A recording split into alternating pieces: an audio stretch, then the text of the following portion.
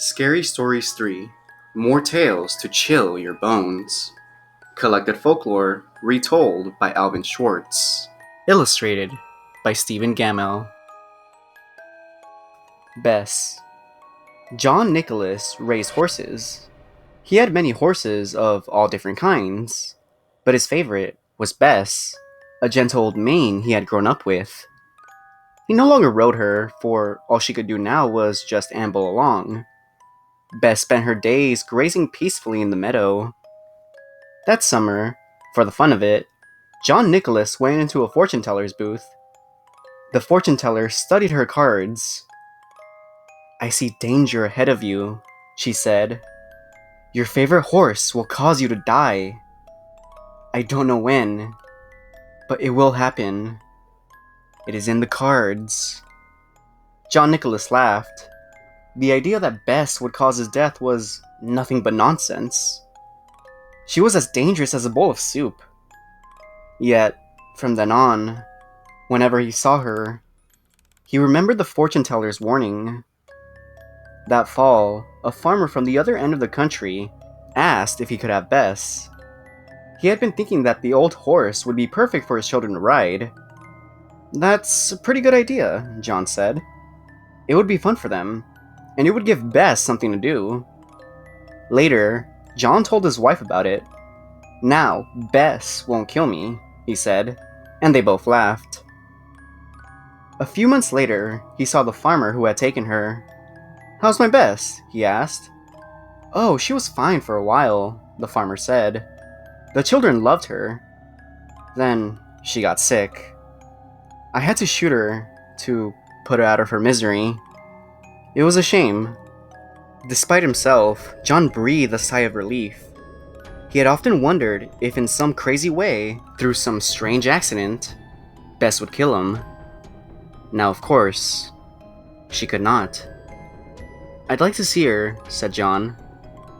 "Just to say goodbye. She was my favorite." The bones of the dead horse were in a far corner of the man's farm. John kneeled down and patted Bess's sun-bleached skull. Just then, a rattlesnake, which had made its home inside the skull, sank its fangs into John Nicholas's arm and killed him. Harold. When it got hot in the valley, Thomas and Alfred drove their cows up to a cool, green pasture in the mountains to graze. Usually they stayed there with the cows for maybe 2 months. Then they brought them down to the valley yet again. The work was easy enough, but oh, was it boring. All day the two men tended to their cows. At night, they went back to a tiny hut where they lived. They ate supper, and worked in the garden, and went to sleep. And it was always the same. Then Thomas had an idea that changed everything. "Let's make a doll the size of a man," he said. "It would be fun to make, and we could put it in the garden to scare away any birds." "It should look like Harold," Alfred said. Harold was an old farmer they both hated. They made the doll out of old sacks stuffed with straw. They gave it a pointy nose like Harold's, and tiny eyes like his. Then they added dark hair and a twisted frown. Of course, they also gave it Harold's name. Each morning, on their way to the pasture, they tied Harold to a pole in the garden to scare away the birds. Each night, they brought him inside so he wouldn't get ruined if it rained. When they were feeling playful, they would talk to him. One of them might say, "How are the vegetables growing today, Harold?" Then the other, making believe he was Harold, would answer in a crazy voice, "Very slowly." They both would laugh, but not Harold. Whenever something went wrong, they took it on Harold. They would curse at him, even kick him or punch him. Sometimes one of them would take the food they were eating, which they were both sick of, by the way, and smear it on the doll's face. "How do you like the stew, Harold?" he would ask. "Well, you better eat it, or else." Then the two men would howl with laughter. One night, after Thomas had wiped Harold's face with food, Harold grunted. "Did you hear that?" Alfred asked. "It was Harold," Thomas said. "I was watching him when it happened." I can't believe it. How could he grunt? Asked Alfred. He's just a sack of straw. It's not possible. Let's throw him in the fire, said Thomas. And that will be that. Let's not do anything stupid, said Alfred. We don't know what's going on. When we move the cows down, we'll leave him behind. For now, let's just keep an eye on him. So they left Harold sitting in the corner of the hut. They didn't talk to him, or take him outside anymore. Now and then the dog grunted, but that was all. After a few days, they decided there was nothing to be afraid of. Maybe a mouse or some insects had got inside of Harold and were making those weird sounds. So Thomas and Alfred went back to their old ways. Each morning they put Harold out in the garden, and each night they brought him back into the hut. When they felt playful, they joked with him. When they felt mean, they treated him as badly as ever. Then one night, Alfred noticed something that frightened him. "Harold is growing," he said. "I was thinking the same thing," Thomas said. "Maybe it's just our imagination," Alfred replied. "We have been up here on the mountain for way too long." The next morning, while they were eating, Harold stood up and walked out of the hut. He climbed up on the roof and trotted back and forth like a horse on its hind legs. All day and all night long, he trotted just like that. In the morning, Harold climbed down and stood in the far corner of the pasture. The men had no idea what he would do next, and they were afraid. They decided to take the cows down into the valley that same day. When they left, Harold was nowhere in sight. They felt as if they had escaped a great danger and began joking and singing. But when they had gone only a mile or two, they realized they had forgotten to bring the milking stools. Neither one wanted to go back for them, but the stools would cost a lot to replace. "There really is nothing to be afraid of," they told one another. After all, what could a doll do? They drew straws to see which one would go back. It was Thomas. "I'll catch up with you," he said, and Alfred walked on toward the valley. When Alfred came to rise in the path, he looked back for Thomas. He did not see him anywhere. But he did see Harold. The doll was on the roof of the hut yet again. As Alfred watched, Harold kneeled and stretched out a bloody skin to dry in the sun. The dead hand. The village huddled on the edge of a vast swamp. As far as one could see, there were soggy meadows, holes filled with black water, and glistening sheets of wet, spongy peat. Skeletons of giant trees, snags, the people called them, rose up out of the muck, their dead branches reaching out like long, twisted arms. During the day, the men in the village cut the peat and hauled it home to dry and sell for fuel. But when the sun went down, and the wind, sighing and moaning, came in from the sea, the men were quick to leave. Strange creatures took over the swamp at night, and some even came into the village. That's what everyone said. People were so afraid they would not go out alone after dark. Young Tom Pattison was the only person in the village who did not believe in these creatures. On his way home from work, he'd whisper to his friends, "There's one!" and they would jump and run. And Tom would simply laugh and laugh. Finally, some of his friends turned on him. "If you know so much," they said, "go back into the swamp some night and see what comes of it." "I'll do it," said Tom. "I work out there every day. Not once have I ever seen anything to frighten me. Why would it be different at night? Tomorrow night, I'll take my lantern and walk around the willow snag. If I get scared and run, I'll never make fun of you again." The next night, the men went to Tom Pattison's house to see him on his way. Thick clouds covered the moon. It was the blackest of nights. When they arrived, Tom's mother was pleading with him not to go. "I'll be alright," he said. "There's nothing to be afraid of. Don't be foolish like the rest." He took his lantern and, singing to himself, headed down the spongy path toward the willow snag. Some of the young men wondered if Tom wasn't right. Maybe they were afraid of things that did not exist. A few decided to follow him and see for themselves, but they stayed far behind in case he ran into trouble. They were sure they saw dark shapes moving about, but Tom's lantern kept bobbling up and down, and Tom's songs kept floating back to them, and nothing happened. Finally, they caught sight of the willow snag. There was Tom standing in the circle of light, looking this way and that.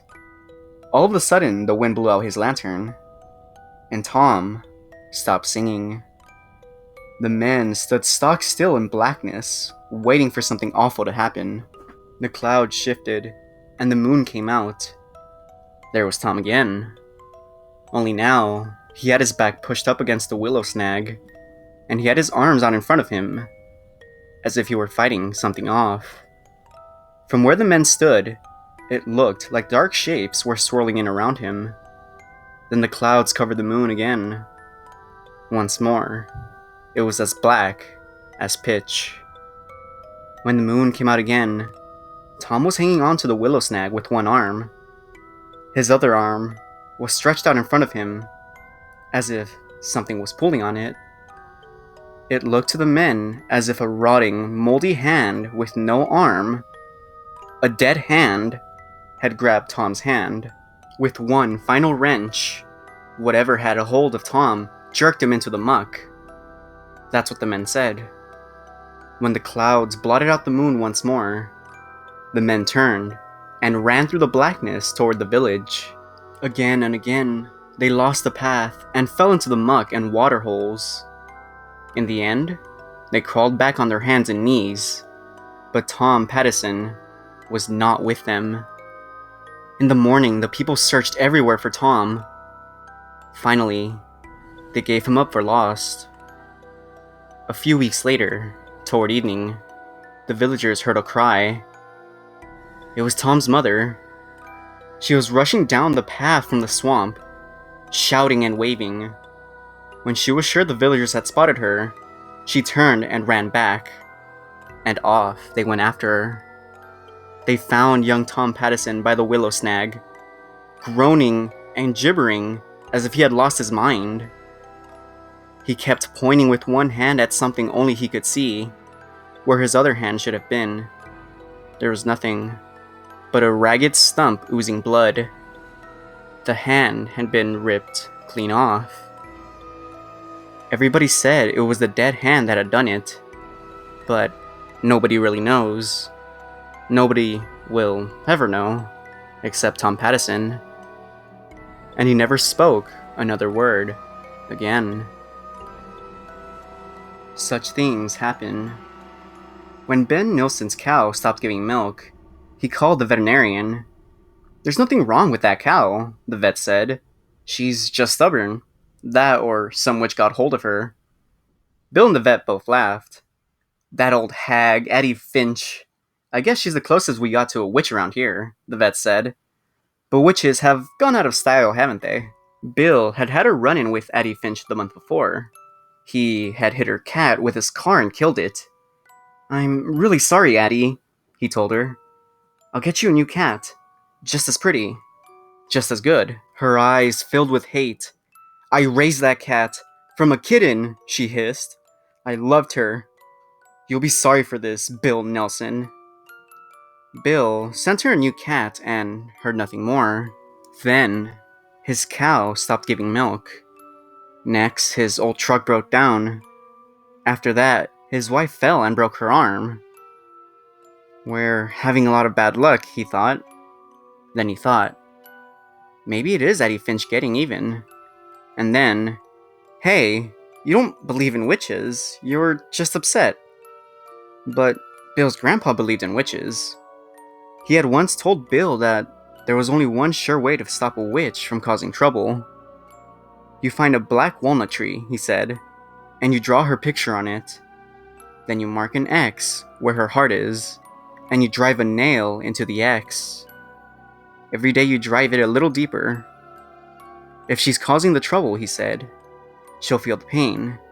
When she can't stand it anymore, she'll come to you, or send somebody, and try to borrow something. If you give her what she wants, that breaks the power of the nail, and she'll go on tormenting you. But if you don't, she'll have to stop, or the pain will kill her. That's what his nice, gentle old grandpa believed.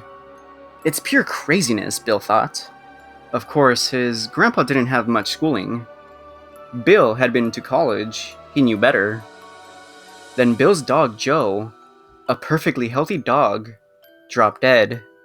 Just like that. It made Bill angry. Despite all of his schooling, he thought, maybe it is Eddie Finch after all. He got a red crayon from his son's room, and a hammer, and a nail, and went into the woods. He found a black walnut tree, and drew a picture of Eddie Finch on it. He made an X where her heart was, like his grandpa had said to do. With the hammer, he drove the nail a little way into the X. Then he went home. I feel like a fool, he told his wife. You should, she said. The next day, a boy named Timmy Logan came by. Eddie Finch isn't feeling well, he said. She wonders if she could borrow some sugar from you. Bill stared at Timmy in amazement. He took a deep breath. Tell her I'm sorry, but I don't have any sugar right now, he said. When Timmy Logan left, Bill went back to the walnut tree and drove the nail in another inch. The next day, the boy came back. Addie Finch is pretty sick, he said. She's wondering if you've got any sugar yet. Tell her I'm sorry, Bill said. But I still don't have any. Bill went out into the woods and drove the nail in another inch. The following day, the boy was back. Addie Finch is getting sicker, he said. She really needs some sugar.